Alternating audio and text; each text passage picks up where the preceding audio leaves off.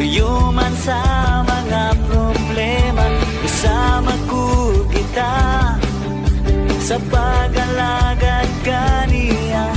Samtang may panahon pa, dili kita